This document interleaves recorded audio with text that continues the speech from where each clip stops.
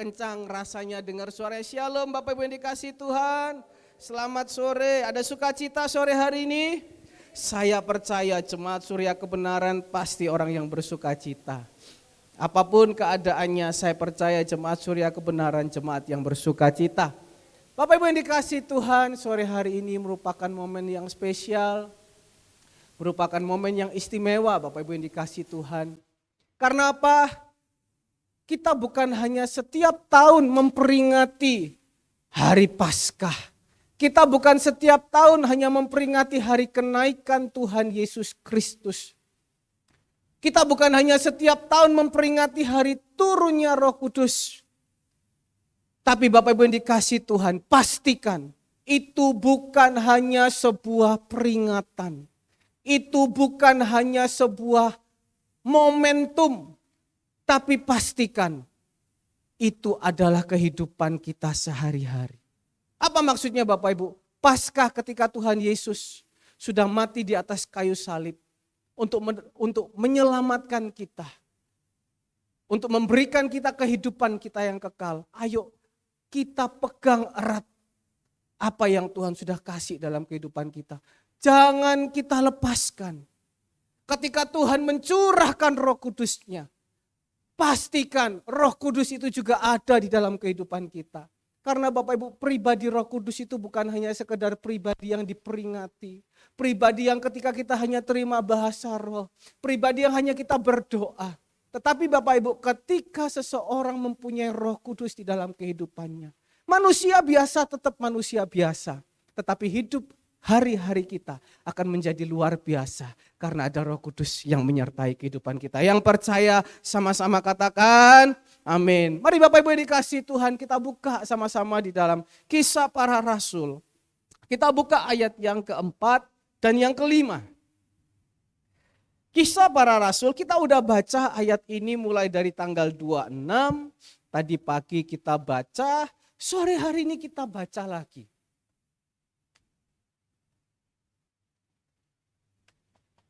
Kisah Para Rasul, pasal yang pertama, ayat yang keempat dan yang kelima. Saya bacakan. Pada suatu hari, ketika ia makan bersama-sama dengan mereka, ia melarang mereka meninggalkan Yerusalem dan menyuruh mereka tinggal di situ menantikan janji Bapa. Yang demikian katanya telah kamu dengar daripadaku. Sebab Yohanes membaptis dengan air. Tetapi tidak lama lagi kamu akan dibaptis dengan Roh Kudus. Bapak Ibu yang dikasihi Tuhan, kita sudah baca ayat ini berulang-ulang kali. Mungkin bertahun-tahun kita baca ayat ini. Ini memang firman Tuhan yang Tuhan janjikan waktu itu kepada murid-murid ketika Roh Kudus belum diturunkan. Pekerjaannya ada, tapi Roh Kudus belum diturunkan ke dalam murid-murid karena ada Tuhan Yesus yang menyertai mereka. Karena ada Tuhan Yesus yang bersama-sama dengan mereka. Tapi hari ini keadaannya Roh Kudus itu sudah dicurahkan. Dan di akhir zaman Yoel 2 ayat yang ke-17 sampai 19, Roh Kudus itu diumbar. Orang yang mau dipakai, orang yang mau diterima Roh Kudus itu ngumbar. Ayo siapa yang mau? Seakan-akan Roh Kudus itu mau jual murah, tapi bukan murahan. Sampai pentingnya Bapak Ibu pribadi Roh Kudus, Tuhan Yesus ngomong apa ayat yang keempat? Pada suatu hari ketika ia makan bersama-sama. Sampai di sini Bapak Ibu yang dikasihi Tuhan. Ini Tuhan Yesus ini dari zaman dulu ya. Kita lihat Tuhan Yesus dalam segala sesuatu itu berhikmat. Ini juga menjadi sebuah pelajaran, sebuah serba-serbi buat kita. Seringkali ketika ada orang mempunyai masalah, seringkali ketika ada orang mungkin mempunyai perselisihan, ketika seseorang mungkin sedang ingin mengadakan perjanjian kerjasama atau apa, itu seringkali dilalui dengan makan bersama, betul kan ya? Ini sebuah pelajaran juga Bapak Ibu. Ketika saya waktu itu sekolah Alkitab, ada pelajaran yang namanya konseling keluarga. Kalau misalnya suami istri itu lagi geger, Jangan di tempat itu diselesaikan. Ini hanya trik, itu hanya cerita, ini hanya pelajaran. Tetapi ajak makan dulu. Ajak makan yang kenyang, biar makan yang enak, biar nanti Bapak Ibu setelah selesai makan, setelah selesai kenyang, nanti masalah itu kadang bisa selesai sendiri. Ini hanya research, ini hanya sekedar ilmu pengetahuan. Tapi seringkali banyak Tuhan Yesus pun juga lakukan gitu. Ketika Tuhan Yesus mau ngomong sesuatu yang penting, dia biarkan murid-muridnya makan-makan dulu. Ini enggak penting Bapak Ibu ya, cuma kita belajar. Bahwa seringkali enggak ada salahnya ketika kita makan bersama. Itu ketika orang itu makan bersama itu bisa ngomong hal-hal yang penting-penting. Bisa ngomong hal-hal mungkin yang penting Bapak Ibu. Tapi lihat yang penting yang apa? Dikatakan ayat yang keempat, pada suatu hari ketika ia makan bersama-sama dengan mereka, ia melarang mereka untuk meninggalkan Yerusalem. Kalau kita baca sampai di sini Bapak Ibu yang dikasihi Tuhan, seakan-akan gak penting gitu loh. Tuhan Yesus ngapain? Harus sampai sama-sama murid-muridnya waktu makan dulu ngomong. Kok enggak waktu firman ngomong, iya kan? Kok kenapa ngomongnya waktu sambil makan-makan, sambil suasana lagi enak? Dan yang Tuhan Yesus ngomongkan apa? Ia melarang supaya murid-murid jangan meninggalkan Yerusalem. Penting enggak Bapak Ibu? Enggak penting sebenarnya.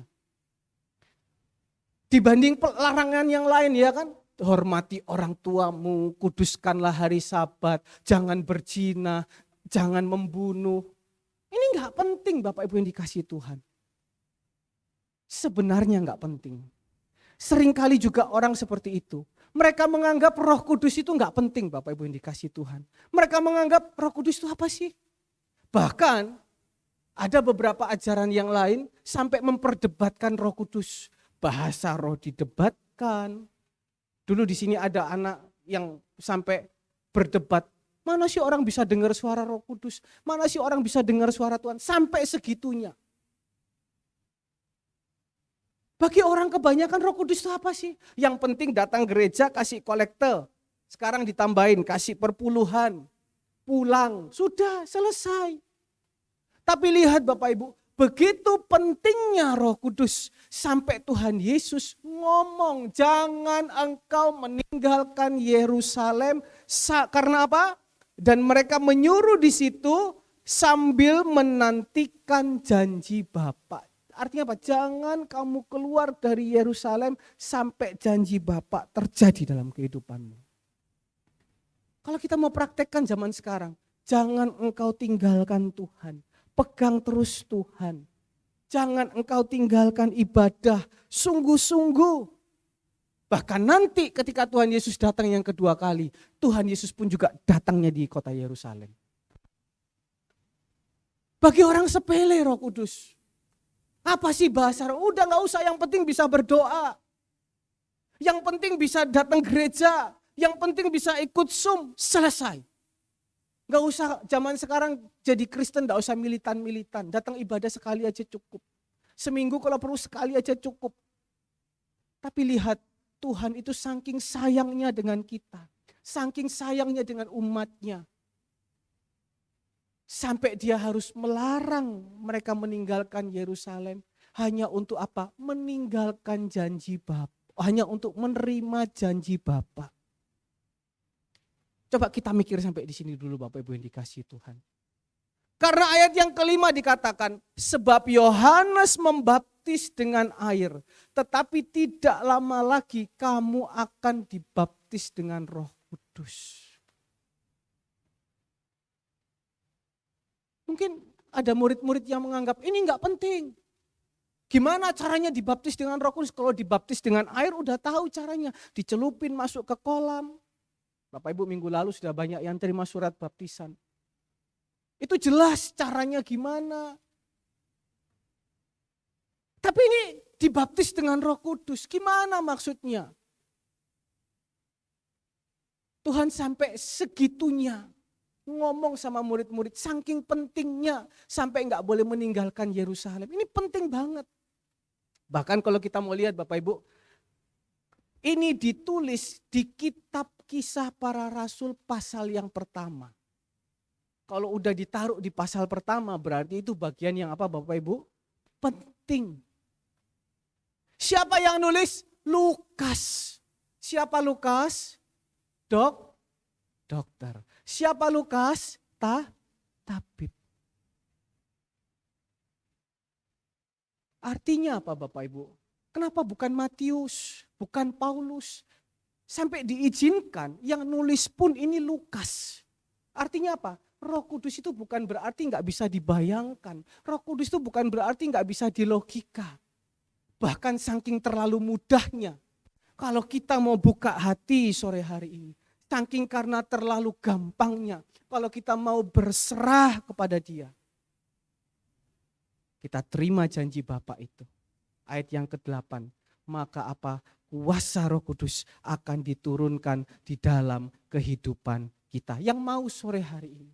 Kuasa Roh Kudus ada di dalam kehidupan kita. Katakan bersama-sama. Amin. Katakan saya mau kuasa Roh Kudus. Katakan saya mau kuasa Roh Kudus. Ini pribadi yang luar biasa. Saya mau gambarkan Bapak Ibu, ketika kita masuk di dalam baptisan air, itu kehidupan kita semuanya ditenggelamkan. Ketika kita dibaptis dengan Roh Kudus, saya mencari gambarannya itu gimana ya? Gambarannya gimana ya maksudnya Roh Kudus itu? Saya jadi ingat ketika saya suka beli es krim Bapak Ibu. Ada namanya es krim, itu namanya es krim kon. Itu warnanya putih Bapak Ibu. Zaman dulu itu ada yang dijadikan rasa coklat. Gimana caranya? Ketika es krim itu dicelupin dalam sebuah adonan yang warna coklat, dimasukin. Trup, semuanya jadi coklat. Sama juga. Ketika kita dibaptis dengan Roh Kudus, seluruh kehidupan kita dari ujung kepala sampai ujung kaki itu dipenuhi, ditamengi, dibungkus dengan kuasa Roh Kudus. Sehingga kemanapun kita pergi, Roh Kudus sendiri yang menuntun kita. Roh Kudus sendiri yang berjalan dengan kita. Kalau rohnya berkuasa, kita berkuasa. Kalau rohnya berhikmat, kita berhikmat. Kalau rohnya penuh dengan wibawa, kita pun wibawa. Tapi sore hari ini, karena banyak pandemi, karena banyak orang sudah meninggalkan Tuhan, Roh Kudus itu sudah mulai luntur. Kepercayaan dengan Tuhan itu sudah mulai luntur. Sehingga banyak tidak terjadi mujizat. Sehingga banyak tidak terjadi pertolongan Tuhan. Sore hari ini, ayo dengan hati yang terbuka. Jangan anggap remeh. Jangan berpikir Roh Kudus itu terlalu jauh. Biarkan itu berpikirnya Bapak Gembala. Biarnya itu berpikirnya pendeta-pendeta. Tidak, saking gampangnya. Dokter yang kadang pemikirannya jelimet, tabib yang kadang pemikirannya hati-hati, dia tuliskan perkara ini di pasal pertama mengenai Roh Kudus. Artinya apa? Kita yang pemikirannya enggak jelimet, cukup datang, buka hati, buka pikiran. Simple, Roh Kudus tinggal di dalam aku. Kalau mungkin hari-hari ini Roh Kudus engkau sudah pergi daripada aku. Atau mungkin Roh Kudus engkau sudah jauh daripada aku. Caranya gimana? Jarang berdoa. Jarang baca firman. Apa-apa andalkan kekuatan sendiri. Apa-apa enggak mau minta tanya Roh Kudus bagaimana. Enggak mau tanya Tuhan ini gimana. Semua jalan sak karep-karepe dhewe. Itu indikatornya. Sore hari ini kalau kita mungkin sedang mengalami hal yang seperti itu. Ada kegelisahan. Padahal masalah sepele, padahal masalah kecil, padahal masalah mungkin bisa diselesaikan gampang. Tapi emosi duluan yang muncul. Lihat, sesimpel itu kita berdoa tutup bungkus. Ketika tadi song leader berkata, matanya kunang-kunang dari kemarin ya. Matanya kunang-kunang, ngelihat Bapak Ibu enggak kelihatan, mungkin cuma kelihatan kayak pentol korek gitu ya Bapak Ibu yang dikasih Tuhan. Tapi ketika waktu menyanyi, mengangkat sebuah pujian, sesimpel itu, sesingkat itu, Tuhan sembuhkan. Dan kita percaya, itu enggak akan kambuh-kambuh lagi. Sampai Tuhan Yesus datang, vertigo itu Tuhan sembuhkan oleh bilur. Sesimpel itu Tuhan bekerja. Enggak butuh pakai perjanjian A, B, C, dan D. Sama sore hari ini Bapak Ibu yang dikasihi Tuhan. Ketika kita mau sesimpel itu, Roh Kudus, aku mau melihat karya-Mu di dalam kehidupanku. Ketika aku mau melihat keajaiban-Mu di dalam kehidupanku. Sesimpel itu, Tuhan Yesus bisa bekerja dalam kehidupan kita. Amin Bapak Ibu. Sore hari ini jangan anggap remeh. Ini bukan peristiwa tahunan, tapi kita perlu Roh Kudus tiap hari. Katakan apa Bapak Ibu? Tiap hari.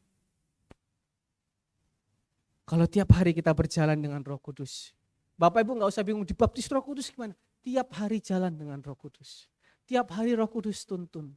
Berdoa di dalam roh. Berdoa di dalam bahasa roh.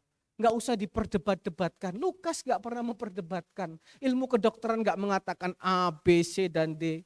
Ilmu pertabiban tidak mengatakan. Dia cuma tulis. Selesai. Sore hari ini. Tiap hari kita mengalami keajaiban dan mujizat Tuhan. Amin.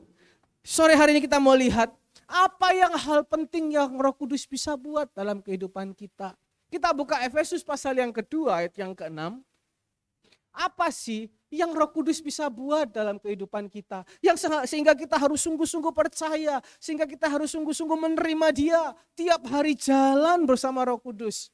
Dikatakan di situ Efesus 2 ayat yang ke-6. Dan di dalam Kristus Yesus, Ia telah apa Bapak Ibu? Membangkitkan kita juga. Dan memberikan tempat bersama-sama dengan Dia di sorga. Ayat ini kelihatannya sederhana, simple, tidak berarti apa-apa.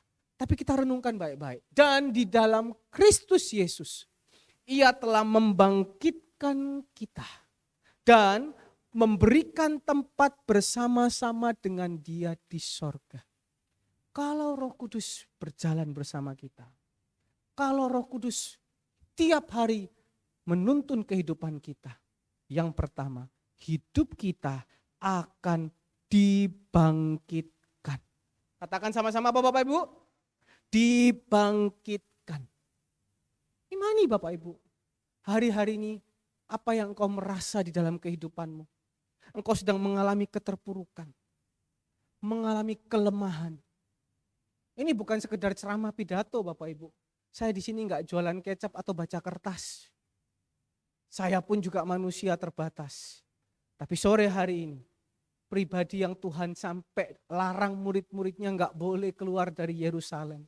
Hanya cuma suruh nunggu ini Bapak Ibu. Nunggu pun juga enggak kelihatan fisiknya mana.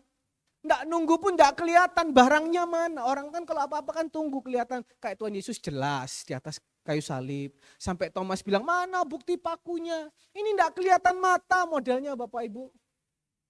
Tapi hari ini yang tidak kelihatan mata itu.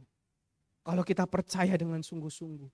Kita imani dengan sungguh-sungguh. Dia ada di dalam hidupmu. Dari ujung kepala sampai ujung kaki. Dia akan membangkitkan hidupmu. Yang percaya katakan amin. Sore hari ini saya enggak tahu keadaan kita bagaimana. Adakah kekhawatiran? Adakah kesuaman? Adakah mungkin hari-hari ini kita udah enggak tahu harapan ke depan tuh gimana? Apa yang akan terjadi, kita seakan udah pasrah. Udah lepas tangan. Kalau lepas tangan ada Roh Kudus enggak apa-apa. Kalau lepas tangan ada Tuhan enggak apa-apa. Tapi kalau kita lepas tangan enggak ada pegangan, gimana Bapak Ibu? Enggak hari ini, enggak lusa, enggak besok kita tinggalkan Tuhan. Karena ada tawaran lain yang lebih menyenangkan. Tapi Roh Kudus janjikan kita sore hari ini. Kalau Dia tinggal bersama-sama dengan kita, maka Dia akan membangkitkan kita. Sore hari ini, biarlah Roh yang kudus itu membangkitkan kita bersama-sama. Amin. Oke, bangkit pekerjaan kita, bangkit kesehatan kita, bangkit semua-semuanya. Apa yang Roh Kudus mau bangkitkan pertama kali? Kisah Rasul 1 ayat yang ke-7 tadi. Mulai dari ayat yang ke-6. Kisah Rasul Faisal yang pertama ayat yang ke-6 dikatakan maka bertanyalah mereka yang berkumpul di situ. Tuhan, maukah Engkau pada masa ini memulihkan kerajaan bagi Israel? Mereka juga mau dibangkitkan. Pada waktu itu Israel mengalami keterpurukan. Kerajaannya mengalami keterpurukan, kebangkrutan, dalam tawanan. Nggak enak Bapak Ibu, kayak zaman sekarang Rusia dan Ukraina. Kita nggak tahu. Tiba-tiba dalam keheningan rudalnya Rusia nyerang Ukraina. Tweet. Misalnya rumah sakit diserang. Dos, mati semua. Barusan pagar kebudayaan diserang. Dos, mati semua. Nggak enak dalam tekanan. Sewaktu-waktu ada serangan. Sewaktu-waktu ada berita yang menggemparkan. Kayak barusan ini kita dengar di berita anak daripada gubernur Jawa Barat. Ya kan? Pinter berenang, pinter menyelam. Saya ketemu mama saya ngomongnya itu terus. Nyok, kamu tahu Nyok, itu anaknya gubernur, itu calon presiden ya. Mau masuk politik Bapak Ibu yang dikasih Tuhan. Itu anaknya gubernur. Iya Ma, kenapa? Itu loh sudah diukur kedalaman, sudah diukur begini, sudah diukur begini. Kok bisa ya Nyok? Ya enggak tahu Ma, namanya orang angin gulung-gulung. Tiba-tiba terbawa. Kesia cerita tadi malam. Saya mah kapan hari pergi Bali mah, saya di arus apa gitu, gelombang. Tiba-tiba saya terbawa arus. Tapi untung dari arus sebelah naik atau gimana ceritanya, saya terdampar lagi. Kita nggak tahu Bapak Ibu, hari besok terjadi apa, hari lusa terjadi apa. Tiba-tiba ada gelombang yang datang, tiba-tiba ada badai yang datang. Who knows? Hati boleh senyum, mulut bisa senyum. Wajah bisa cerah. Siapa yang tahu hati? Tapi sore hari ini, ketika Roh Kudus ada di dalam hidupmu, mungkin boleh ada badai, mungkin boleh ada gelombang, tetapi Roh itu akan membangkitkan terus, membangkitkan imanmu. Sehingga apapun yang terjadi, aku tidak akan mundur, aku tidak akan goyah, aku tidak akan takut. Sebab ada Roh Yesus, sebab ada Roh Kudus tinggal di dalam kehidupan kita. Yang percaya sama-sama katakan, amin. Manusia wajar. Dikatakan di situ, maukah engkau pada masa ini memulihkan kerajaan bagi Israel? Wajar, manusia yang kepingin dipulihkan tuh pekerjaannya dulu. Rumahnya dulu. Ini kan rumah buat orang Israel ini, kerajaan. Dikatakan bait, ya kan? Bait suci. Mereka kepinginnya kalau bisa yang kelihatan dulu, yang dipulihkan, yang dibangkitkan. Tapi apa jawab Yesus? Ayat yang ke-7. Jawabnya apa? Tuhan ini jawab itu kadang sengak. Tuhan ini kadang jawab itu kurang enak Bapak Ibu. Engkau apa? Tidak perlu mengetahui masa dan waktu yang ditetapkan Bapa sendiri menurut kuasanya. Seringkali kan kita bertanya, katanya Tuhan baik, katanya ketika Roh Kudus ada penyakitku disembuhkan, ketika Roh Kudus menjamah, sampai ada orang yang khusus mungkin karena kepercayaannya sudah kurang, sampai hanya nunggu pendeta yang datang jamah supaya sembuh. Bapak Ibu, Tuhan itu tujuannya kasih Roh Kudus, bukan berarti pendeta nggak perlu. Pendeta perlu. Tapi kalau sudah motivasi hatinya, sampai ada yang saya dengar begini. Suatu saat ketika ada seorang pendeta yang saat ini memang terkenal, di jalan-jalan menyembuhkan, datang tiba-tiba ke Surabaya. Besoknya saya nggak tahu ada orang telepon saya. Andre, kamu udah lihat ada pendeta itu datang di Surabaya. Dia datang kemana itu? Oh ya datang ke sekolah saya. Datang ke tempat saya waktu itu dulu belajar. Oh, masih ada dia di Surabaya. Kenapa? Kamu kenal nggak yang punya sekolah? Oh, itu kan juga guru saya. Kenapa? Tolong panggilkan pendetanya. Ada orang yang khusus mau dipegang supaya sembuh. Sedangkan di satu sisi Bapak Ibu, ayat yang ke-8, Tuhan cuma ngomong gini, kamu nggak perlu tahu banyak, nggak usah bingung kapan aku menyembuhkan, aku memulihkan. Cuma yang kamu perlu tahu, ayat yang ke-8 dikatakan, tetapi kamu akan menerima kuasa kalau Roh Kudus turun ke atas kamu. Lukas nggak pakai data ilmiah A, B, C, dan D. Enggak, dia cuma bilang tetapi kamu akan menerima kuasa kalau Roh Kudus turun ke atas kamu. Cukup titik. Sore hari ini pegang dulu ini. Kalau Roh Kudus turun di atas kita, kita punya kuasa. Cukup titik. Sakit pegang. Diizinkan minum obat, minum obat. Kalau memang harus puasa, puasa.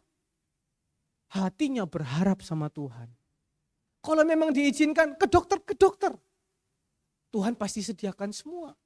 Tapi bagi Tuhan, kita gak usah perlu tahu. Tuhan punya cara yang terbaik untuk menolong kita. Yang penting sore hari ini pegang dulu. Ini perkara simpel Bapak Ibu. Tinggal kita mau percaya apa enggak. Ketika ada Roh Kudus, kita punya kuasa. Baik dalam bertindak, berbicara. Dalam segala hal. Mau punya kuasa Bapak Ibu? Amin. Mau punya kuasa Bapak Ibu? Belajar. Yang dipulihkan itu bukan kerajaannya dulu. Bukan pekerjaannya dulu. Bukan ekonominya dulu. Roh Kudus itu tinggal bukan di pekerjaanmu. Bukan di rumahmu.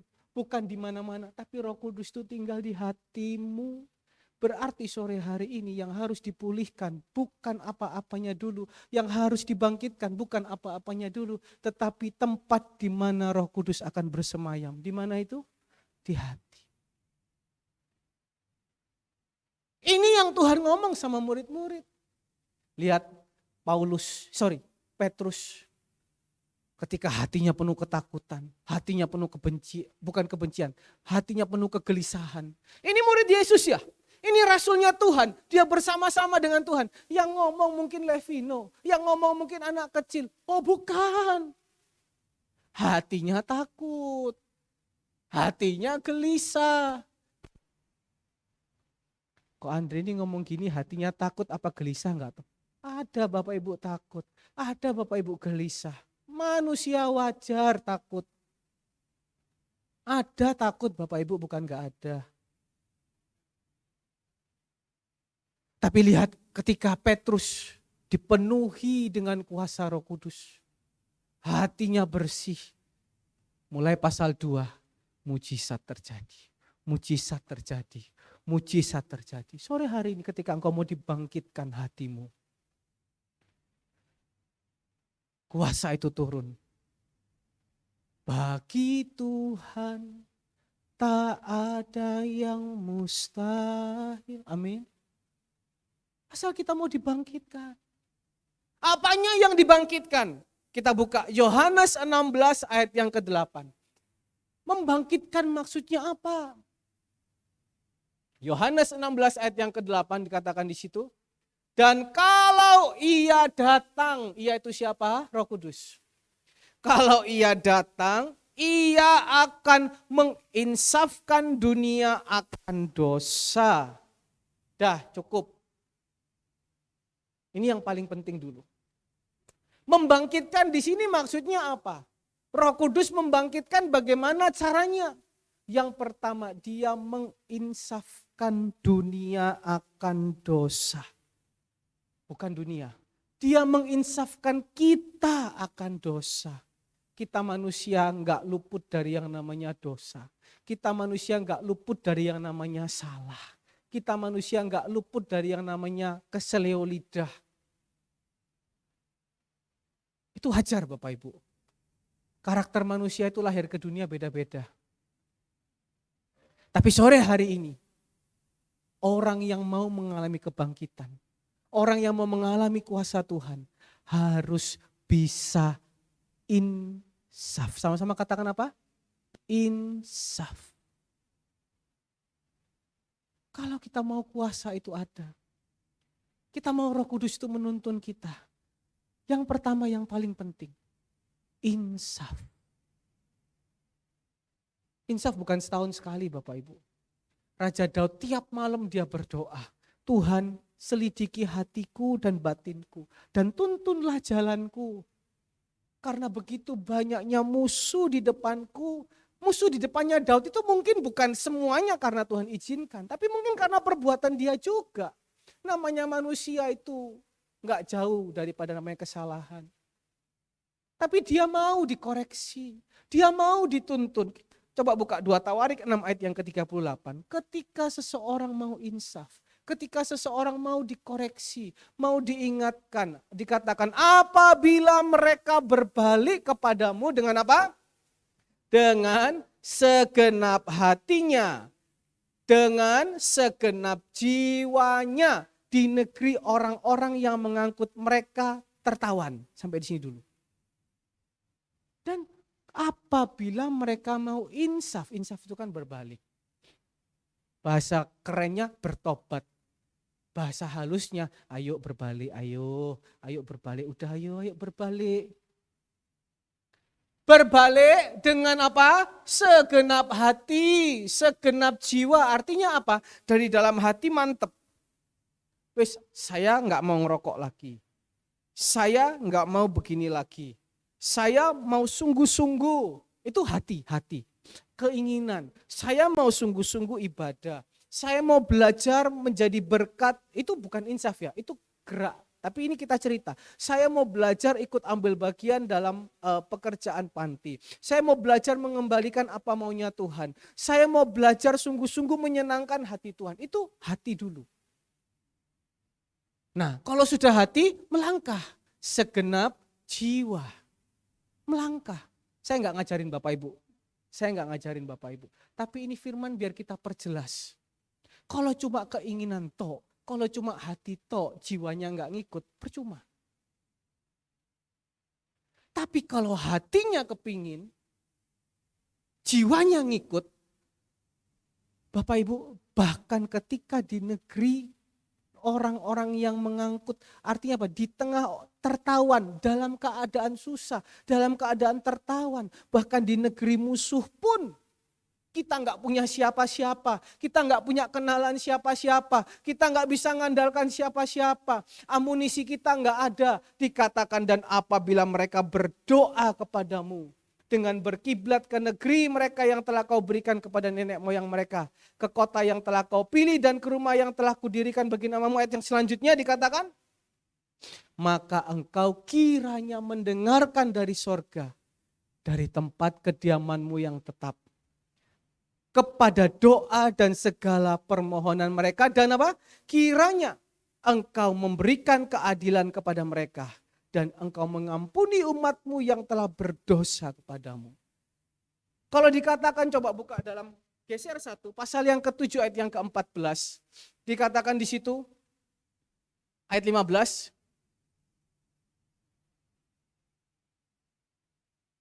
Ayat yang ke-14.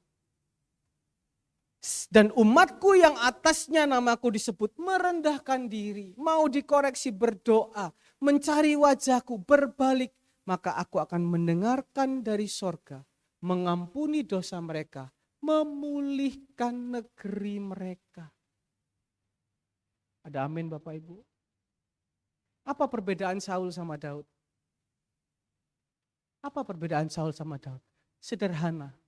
Saul nggak mau dikoreksi. Daud mau dikoreksi. Saya ini kadang juga berpikir, saya ini Saul atau Daud ya. Masih setengah-setengah. Kadang mau dikoreksi, kadang kalau lagi keluar mungkin errornya, kan komputer tuh bisa ngehang Bapak Ibu. Kadang kalau lagi keluar errornya bisa jadi Saul. Manusia Bapak Ibu. Tidak selamanya bisa jadi Daud. Tapi sore hari ini, poinnya satu, ketika kita mau diinsafkan, ketika kita mau dikoreksi, umatku yang merendahkan diri, Tuhan akan pulihkan negeri mereka, pekerjaan mereka. Apa yang gak pernah dilihat, dipikir, dibayangkan, itu diberikan. Siapa? Orang yang mau insaf. Mungkin insaf bahasanya terlalu mendalam. Buat orang-orang yang mau ditegur, yang mau mendengar. Makanya sore hari ini izinkan Roh Kudus berbicara di hatimu. Kira-kira kurang apa ya? Oh, sore hari ini mungkin aku masih salah di dalam poin ini. Aku orangnya gampang emosi. Aku orangnya gampang ngamukan. Aku orangnya gampang tersinggungan. Aku orangnya gampang pore, ya. Aku orangnya A, B, C, dan D. Oh iya ya, Roh Kudus datang mau kasih aku kuasa. Gimana aku mau punya kuasa kalau aku masih ngamuan, masih purian, masih emosian, masih tersinggungan. Oh kadang mulutku ini kadang masih mengeluarkan perkataan-perkataan yang pedes, yang tajam. yang menyinggung hati orang, yang mungkin gak enak. Oh mungkin aku begini. Berubah perlahan. Ketika kita mau mengizinkan Roh Kudus berbicara. Oh cuma Roh Kudus cuma mungkin bilang gini, kamu kurang tekun, kamu kurang semangat, kamu kurang rajin. Mungkin cuma segitu aja. Kita lakukan. Barang siapa setia dalam perkara kecil, Tuhan kasih perkara yang besar. Amin. Tapi kalau kita ngotot, kita buat alasan A, B, C, dan D. Saya kemarin ditelepon seseorang. Setengah jam, saya cuma mendengarkan apa yang dia ngomong. Saya enggak membantah, saya enggak membenarkan, saya enggak membela. Saya hanya belajar apa yang dia sampaikan. Itu betul dan tidak, itu terserah. Dia hanya bilang begini. Ketika seseorang itu diberikan masukan, atau seseorang itu diberikan teguran, gak usah ngelawan dulu, gak usah cari alasan dulu. Diem aja, renungkan, itu orang seneng. Mungkin orang itu punya kuasa, atau orang itu mungkin punya sesuatu, mungkin dia bisa tambahkan kepada kita. Tapi ketika mungkin kita ngomong dipatahkan, ketika ngomong dipatahkan, orang pun jadi jengkel. Saya jadi ingat kadang kalau dengan papa saya renang gitu kan ya. Mungkin karena papa sendiri gitu kan ya. Kadang kalau ngomong, kalau sama orang lain kadang saya bisa. Oh gitu ya, oh iya ya, oh iya ya. Meskipun saya tahu dia salah. Seringkali ada orang yang memberikan saya, ini gimana gini ya. Saya enggak, namanya mungkin orang lain. Saya mungkin bukan berarti dengan orang tua saya tidak menghargai. Cuma kalau dengan orang tua mungkin kan lebih luas. Kalau sama orang lain kan kita harus jaga. Ketika dia ngomong, mungkin kalau orang lain saya enggak patahkan, saya enggak bantah. Saya cuma bilang, oh iya, oh baik, oh gini. Orang ngomong terus. Tapi kadang kalau dengan papa saya sendiri, kalau misalnya sambil di kolam renang, sambil ngomong, nyo lakukan begini. Mungkin kalau saya dengan orang tua langsung ngomong ide saya, oh maksudnya begini. Sabar, jangan dipotong dulu. Kadang kalau kebanyakan motong, nyo males papa kalau ngomong kayak gini. Iya kan? Tapi kalau sama orang lain mungkin kita bisa, oh iya, meskipun kadang saya tahu, ini salah ini. Ini bodoh ini kayak gini. Tapi saya diem. Yang kita mau belajar apa? Belajar, mau mengoreksi, belajar, mau diinsafkan. Sore hari ini Bapak Ibu dikasih Tuhan. Kalau Roh Kudus yang penuh kuasa itu, dia menegur kita enggak bebal. Kita enggak ngelawan, kita enggak cari. Di Amsal atau Mazmur katakan berkelot-kelot. Dengan siapa orang berkelot-kelot, Tuhan berkelot-kelot. Tapi dengan siapa orang lurus, dia lurus. Kalau dengan Roh Kudus, ya aku mengaku. Seperti Raja Daud, berat lo ngaku kayak gitu. Ya aku bisa, tapi lihat kerajaannya. Sepanjang hidup kerajaannya tidak diambil, kerajaannya seterus sampai Tuhan Yesus pun juga turunan Daud. Diukur-ukur. Tapi kalau seperti Saul, belum ngomong apa-apa, cari pembelaan. Belum ngomong apa-apa, cari pembelaan. Ya, semuanya itu ada batasnya. Tapi sore hari ini, kalau kita mau, puasa yang tanpa batas itu ada. Ayo, biarlah kita mau sama-sama diinsafkan, diingatkan. Amin Bapak Ibu.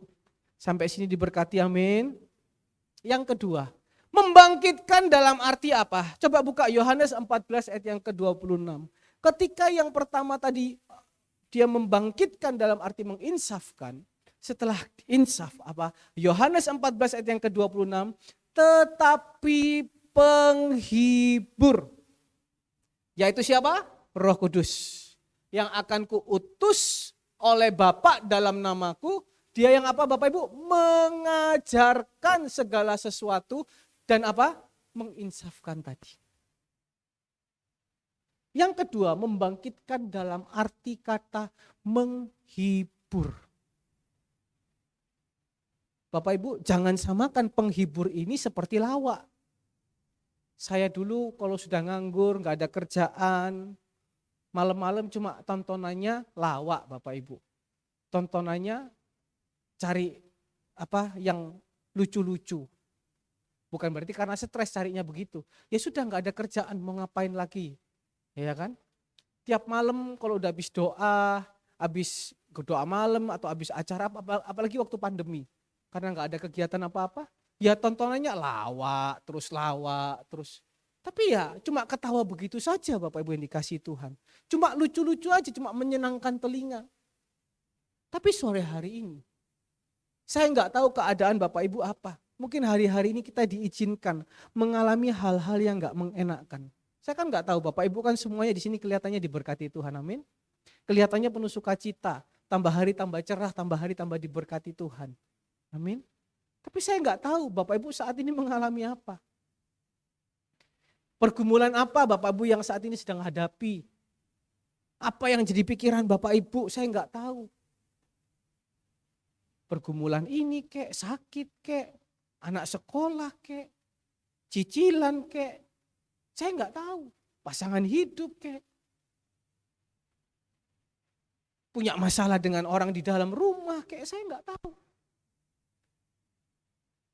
Mungkin hari-hari ini belum terjawab. Tapi dikatakan apa? Roh Kudus datang memberikan penghiburan untuk melewatinya. Amin.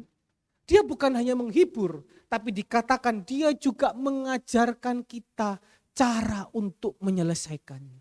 Cara untuk melewatinya. Inilah bedanya. Kalau penghibur ngelawak, dia cuma bikin kita ketawa. Dia cuma bikin telinga kita seneng. Oh bagus ya, oh bagus ya. Tapi Roh Kudus yang murni. Dia menghiburmu, memberikan kekuatan, memberikan kedamaian. Kalau hari ini kita menghadapi sakit. Hari ini kita menghadapi pergumulan, anak belum bayar uang sekolah. Hati ini rasanya takut, hati ini rasanya gelisah. Tapi Roh Kudus hibur.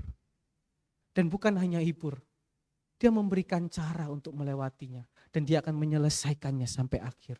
Kapan? Kita nggak tahu. Tuhan cuma bilang, kalau Roh Kudus itu turun, kuasa itu akan kau punya. Amin Bapak Ibu. Kalaupun itu masalah yang kau buat karena persoalanmu, karena kebodohanmu, karena kebebalanmu sehingga masalah itu terjadi.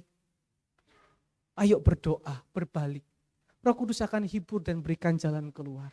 Kita mau lihat, coba buka sama-sama di dalam 2 Raja-Raja pasal yang ke-19. 2 Raja-Raja pasal yang ke-19.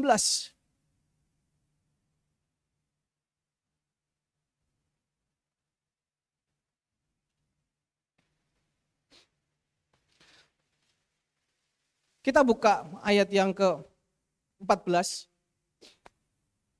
Hizkia menerima surat itu dari tangan para utusan, lalu membacanya, kemudian pergilah ia ke rumah Tuhan dan membentangkan surat itu di hadapan Tuhan. Hizkia lagi terima surat apa itu? Dia lagi terima surat ancaman. Oleh siapa? Oleh Sanherib, ya kan? Aku akan menyerang engkau kalau engkau enggak menyerah. Aku akan menghancurkan Yerusalem ketika engkau enggak menyerah. Mungkin aku akan menyerang engkau ketika engkau tidak mau meninggalkan Tuhanmu. Mungkin seperti itu. Dia terima surat. Zaman dulu udah ada surat Bapak Ibu, bukan sekarang aja. Surat teguran, surat yang itu yang serem-serem itu Bapak Ibu. Surat teguran, surat pemecatan, surat waktunya keterlambatan denda, pembayaran cicilan, apa semua. Atau mungkin surat vonis dari rumah sakit seperti yang Bapak Gembala ceritakan. Ada yang sudah umur 75 divonis kena kanker. Ya itu juga surat Bapak Ibu.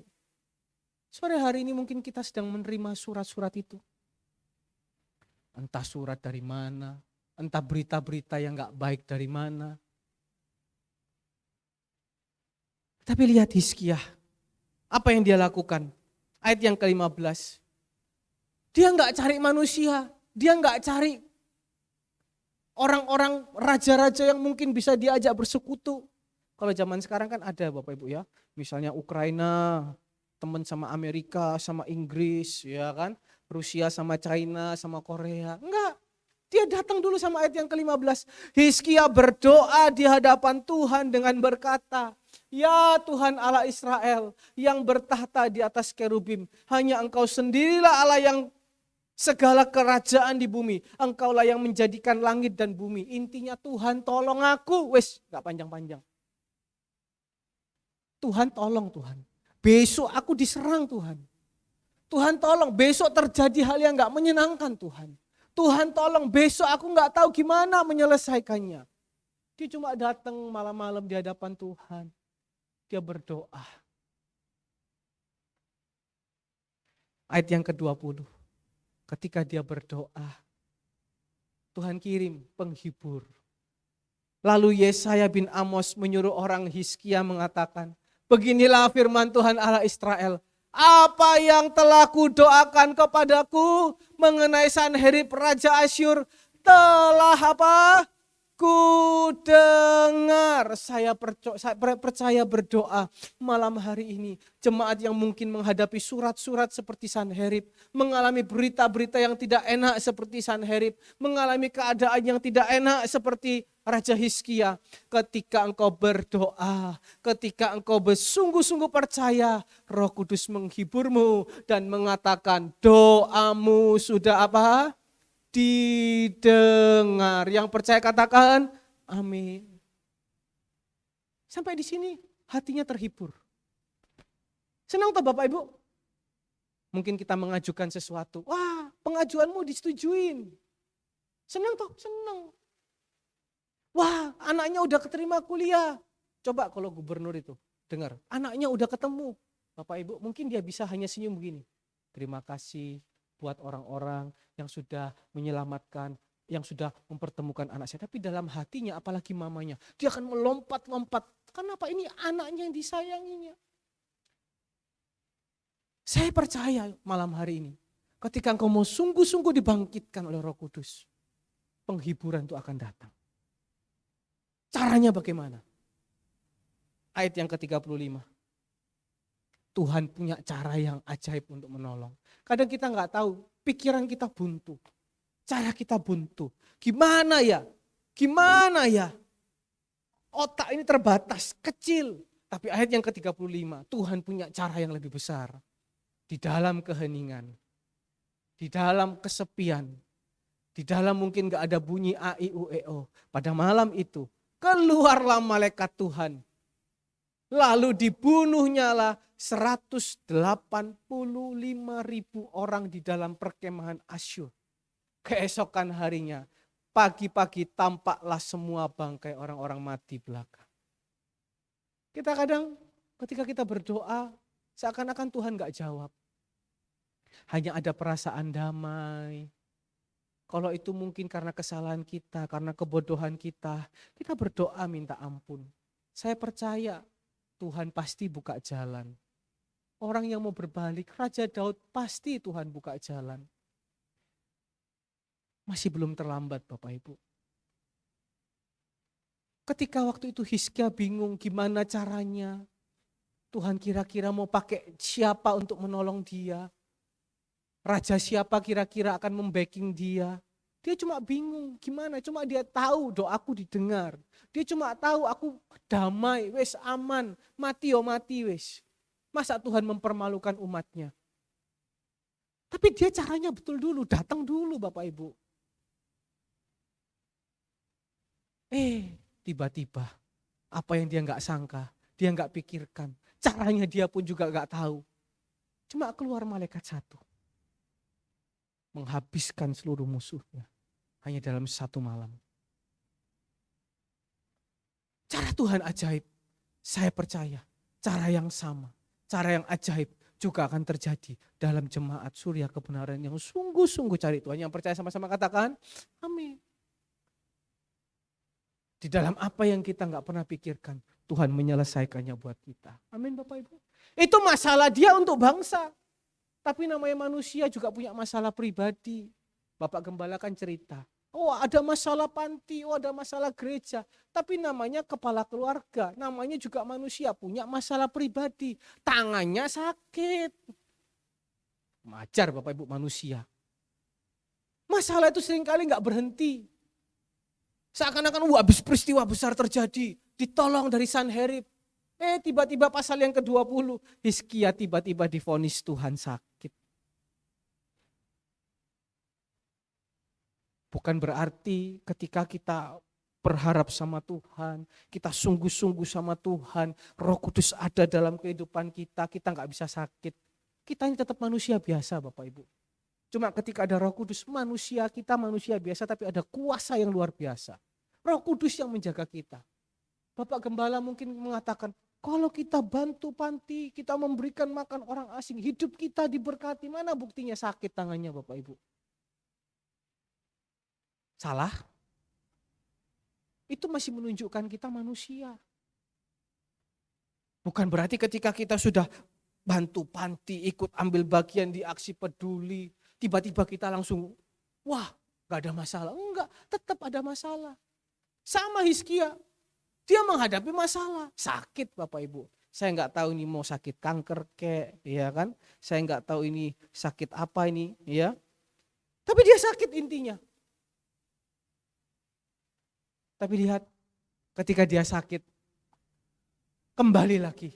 Dia tidak andalkan siapa-siapa. Dia datang sama Tuhan, ayat yang ketiga. Tuhan, pasal yang ke-20. Ingatlah kiranya bahwa aku telah hidup di hadapan-Mu dengan setia dan dengan tulus hati. Bahwa aku telah melakukan apa yang baik di mata-Mu. Kemudian menangislah Hizkia dengan sangat. Tetapi Yesaya belum lagi keluar dari pelataran tengah. Tiba-tiba datanglah firman Tuhan kepadanya. Apa? Telah ku dengar, ayat yang kelima, telah ku dengar doamu. Dan kulihat air matamu. Lihat Bapak Ibu, enggak ada salahnya Bapak Ibu, kita hidup setia sama Tuhan. Enggak ada salahnya kita hidup tulus sama Tuhan. Enggak ada salahnya Bapak Ibu kita hidup dengan setia sama Tuhan. Melakukan apa yang menyenangkan hati Tuhan. Enggak ada salahnya Bapak Ibu. Mungkin hari ini kita enggak melihat pertolongan Tuhan. Mungkin hari ini kita enggak melihat peristiwa Tuhan yang ajaib. Tapi Hizkia menganggapnya itu sebagai sebuah poin. Oh Tuhan, aku masih 1-0 loh Tuhan. Aku masih punya 1 kartu as Tuhan. Kartu as ini dipakai ketika Hizkia sakit. Anggapannya begitu Bapak Ibu ya. Apa kartu asnya? Hidup dengan setia. Melayani dengan sungguh-sungguh. Melayani dengan sepenuh hati. Ibadah sungguh-sungguh cari Tuhan. Itu kartu as Bapak Ibu. Itu kartu truf. Ketika Hizkia sakit. Dia cuma bilang, Tuhan, aku ini setia Tuhan. Ini doa pribadi, nggak salah Bapak Ibu. Bukan berarti dia menyombongkan diri. Kecuali dia doa di muka orang banyak. Enggak, dia doa sama Tuhan pribadi. Tuhan, aku ini setia loh Tuhan. Aku udah melayani Engkau pagi sore Tuhan. Sampai mungkin Tuhan, aku ini mungkin sampai nggak ada waktu buat jalan-jalan. Sampai aku nggak ada waktu buat refreshing Tuhan. Pagi sum, malam sum, siang sum, semua sum. Iya kan? Semua waktuku kuserahkan sama kamu. Mungkin Hizkia ngomong seperti itu. Kali ini aku sakit. Mungkin yang sakit dia kanker prostat kayak ya kan. Mungkin dia sakit kanker otak kayak kanker paru-paru kayak atau mungkin sakit mata kayak sakit hidung kayak sakit mulut kayak kita nggak tahu penyakit yang berat.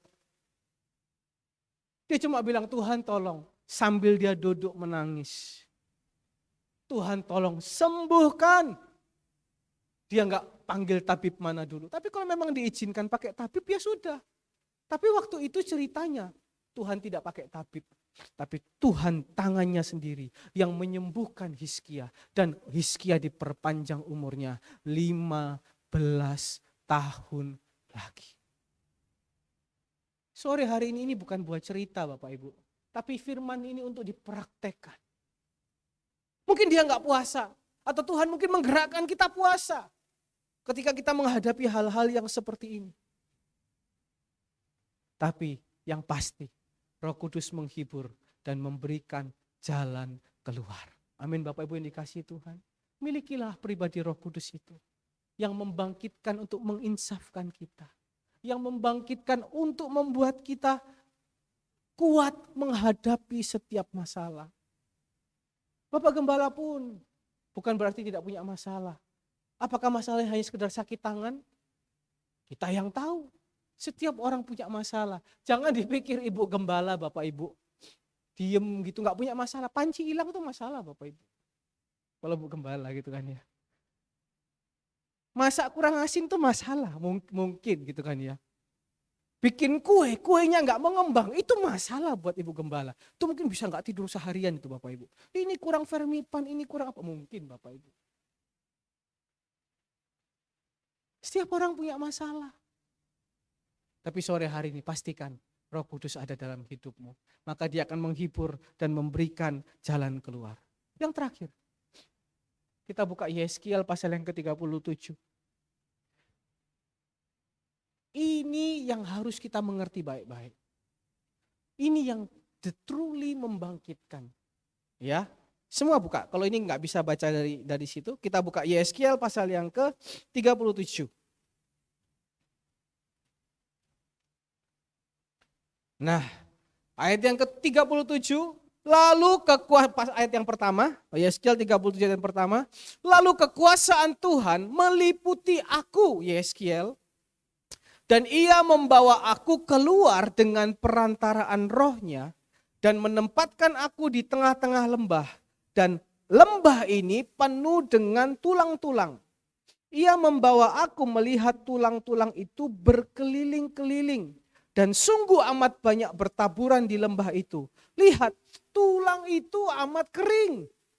Lalu ia berfirman kepadaku, hai anak manusia, dapatkah tulang-tulang ini dihidupkan kembali? Aku menjawab, ya Tuhan Allah, engkaulah yang mengetahuinya. Lalu firman-Nya kepadaku, bernubuatlah mengenai tulang-tulang ini. Dan katakanlah kepadanya, hai tulang-tulang yang kering, dengarkanlah firman Tuhan. Beginilah firman Tuhan kepada tulang-tulang ini. Aku memberi nafas hidup di dalammu, supaya kamu hidup kembali. Aku akan memberi urat-urat padamu dan menumbuhkan daging padamu. Aku akan menutupi kamu dengan kulit dan memberikan kamu nafas hidup supaya kamu hidup kembali. Dan kamu akan mengetahui bahwa akulah Tuhan. Ayat yang ke-13. Dan kamu akan mengetahui bahwa akulah Tuhan pada saat aku membuka kubur-kuburmu dan membangkitkan kamu hai umatku dari dalamnya. Aku akan memberikan rohku ke dalam kamu sehingga kamu apa? Hidup kembali. Aku akan membiarkan kamu tinggal di tanahmu dan kamu akan mengetahui bahwa aku Tuhan yang mengatakannya dan membuatnya. Demikianlah firman Tuhan. Ini cerita nggak real Bapak Ibu. Tapi ini adalah sebuah penglihatan yang ditunjukkan kepada Yeskiel. Rohani itu nggak kelihatan Bapak Ibu. Orang boleh dia datang ke gereja. Orang boleh dia nyanyi tepuk tangan. Orang boleh dia nyanyi angkat tangan. Tapi apa yang ada di dalam roh itu yang tahu Tuhan. Dan dia sendiri yang tahu. Manusia mungkin dikasih karunia marifat untuk mengerti. Tapi nggak semua orang bisa mengerti. Hari ini saya melihat Bapak Ibu, saya doakan semuanya rohnya bangkit. Semuanya rohnya hidup. Amin. Tapi kita nggak tahu di luar sana. Mungkin ada gereja yang jemaatnya mungkin jumlahnya ribuan. Jemaatnya mungkin banyak luar biasa. Tapi we don't know. Kita nggak tahu about hatinya gimana. Kita nggak tahu tulang-tulang rohnya itu hidup atau mati. Dia datang gereja hanya untuk rutinitas. Hanya untuk cari sesuatu. Atau memang betul-betul rohnya hidup. Poin tadi yang di atas Bapak Ibu. Roh Kudus menginsafkan. Roh Kudus mungkin menghibur, memberikan jalan keluar. Tidak akan terjadi selama rohmu mati. Tapi sore hari ini, ketika rohmu, tulang-tulangmu yang kering itu. Dikatakan dagingnya habis, uratnya enggak ada. Mek garek tulang. Bisa dipeluk? Enggak bisa Bapak Ibu.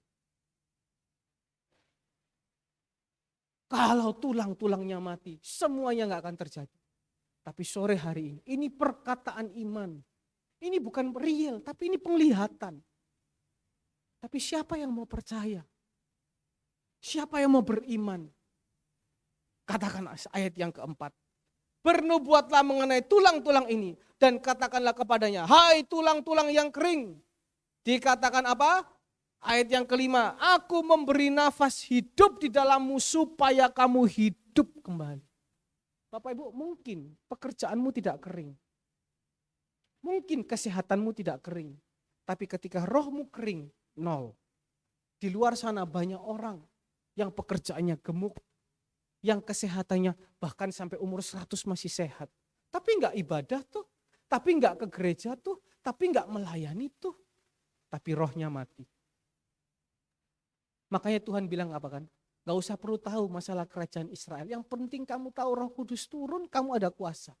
Sore hari ini yang Tuhan mau bangkitkan tulang-tulang kering, roh-roh yang sedang mati. Dan saya percaya jemaat Surya Kebenaran tidak ada roh yang mati. Semuanya berapi-api melayani Tuhan. Semuanya berapi-api ikut Tuhan sampai Tuhan Yesus datang. Amin. Sore hari ini kalau memang ada yang rohmu mati, tulang-tulang ini sedang kering, sehingga berimbas kepada pekerjaan, sehingga berimbas kepada hal-hal yang lain. Hidup mulai enggak karuan, hidup mulai mengalami kekeringan, bingung jalan ke depan bagaimana, ke depan ini gimana, angan-angan banyak, keinginan banyak, tapi bingung jalannya gimana. Saya pun juga begitu Bapak Ibu, angan-angan banyak. Keinginan banyak. Tapi seringkali ada hal-hal yang kita nggak tahu bagaimana cara menyelesaikannya. Sore hari ini, tingkatkan pengertian iman kita. Ini bukan hanya sekedar penglihatan, tapi harus dilakukan. Katakan dengan iman, hai rohku yang mati. Oleh karena apapun itu. Saya nggak tahu roh kita mati karena apa. Tapi sore hari ini katakan, hai roh yang mati. Sore hari ini Roh Kudus datang, memberikan kehidupan, memberikan nafas kehidupan. Sehingga mulai hari ini, rohku yang mulai mati, urat-urat yang mati, daging yang kering, tubuh yang sakit-sakitan. Mulai hari ini, ketika Roh Kudus ada, aku mau diinsafkan, aku mau dibangkitkan. Mulai hari ini, muncul kembali urat-urat. Muncul kembali daging-daging, muncul kembali nafas kehidupan. Dan aku akan mendiami dan aku akan mengalami berkat Tuhan sepanjang hari. Yang percaya sama-sama katakan amin. Imani Bapak Ibu. Yeskiel 47 ayat, Yeskiel pasal 47 katakan apa? Kalau kita cuma percaya sama Tuhan semata kaki, ya kita mengalami Tuhan semata kaki. Kita percaya Tuhan hanya sebatas pinggang, ya kita mengalami Tuhan hanya sebatas pinggang. Levelnya level pinggang. Tapi Tuhan mau kita menyelam, dibaptis itu menyelam. Enggak cuma sebatas mata kaki, pinggang, pundak, tidak. Tapi seluruh kehidupanmu mengalami. Pengertian kita kalau cuma semata kaki, sepinggang, sebahu. Ya seperti itu. Tapi sore hari ini Tuhan mau pengertian kita menyelam. Meskipun ini penglihatan, tapi imani dan percaya. Lukas seorang dokter, pemikirannya tidak jelimet. Dia cuma buka hati dan berkata, aku percaya. Sore hari ini kita buka hati dan percaya. Kemuliaan Tuhan, pertolongan Tuhan akan jadi dalam kehidupan kita. Yang terakhir, Efesus 2 ayat yang ke-6. Dikatakan di situ Efesus 2 ayat yang ke-6. Dan di dalam Kristus Yesus ia telah membangkitkan kita juga. Tadi sudah membangkitkan. Yang paling penting. Dia juga memberikan tempat bersama-sama dengan dia di sorga. Artinya apa? Roh Kudus itu akan mempertahankan kita. Menuntun kita. Supaya kita bertahan sampai akhir. Selama 2 minggu ini Bapak Gembala selalu khotbahkan. Jangan mundur. Jangan kembali. Jangan loyo. Jangan apimu padam. Tapi bangkit. Bangkit. Bahkan kita disuruh mempertahankan sampai kekekalan. Itu tugas Roh Kudus. Dia menuntun kita. Jalan kita serong dia ingatkan. Jalan kita serong dia ingatkan. Amsal pasal yang ke-12 ayat yang ke-28. Dikatakan Amsal 12 ayat yang ke-28. Di jalan kebenaran, ya kan? Yohanes 14 ayat yang ke-17, Roh Kudus itu roh kebenaran. Di jalan kebenaran terdapat apa Bapak Ibu? Hidup. Ketika Roh Kudus ada dalam jalanmu, pekerjaanmu hidup, sekolahmu hidup, kuliahmu hidup, masa depanmu hidup, apapun yang kau kerjakan hidup. Amin. Tetapi jalan kemurtatan, ini bahasa udah agak kasar Bapak Ibu. Jalan balelo, nah itu mungkin lebih halus. Jalan mundur, lebih halus lagi katanya Kak Ivon, jalan mundur tanpa berita, ya. Itu menuju kemana? Maut. Yang ngomong Salomo. Dia punya duit, dia murtad, kawin banyak. Dia tahu jalannya maut, makanya dia berbalik. Ayo sore hari ini, bukan sebuah kebetulan kita hadir di tempat ini. Roh Kudus masih sama, dulu sekarang, sampai selama-lamanya. Dia tetap berkuasa. Mau itu ada pandemi, mau itu ada endemi, kita sehat hari ini itu juga karena perlindungan Roh Kudus. Ya kan? Kita makan makanan di luar kita nggak tahu bersih apa enggak. Coba selama pandemi, berapa banyak orang yang suka makan di luar. Tapi lihat, Roh Kudus menjaga, melindungi kita. Bahkan kita diizinkan pun mungkin kena, saya pun juga alumni katanya. Tapi sampai hari ini, mungkin keadaan kita hari ini agak minus-minus sedikit, kita nggak tahu. Mungkin ada kekurangan A, B, C, ada sakit A, B, C, ada masalah A, B, C. Tetap pertahankan Roh Kudus di dalam kehidupanmu. Dari ujung kepala sampai ujung kaki. Jangan pudar sedikit pun. Saya percaya. Firman Tuhan berjanji. Sampai akhir hidupmu, engkau akan melihat kemuliaan demi kemuliaan yang akan Tuhan berikan dalam kehidupanmu. Tuhan Yesus memberkati Bapak Ibu dikasih Tuhan. Biar Roh Kudus turun selalu dalam kehidupan kita. Saya kembalikan kepada Bapak Gembala.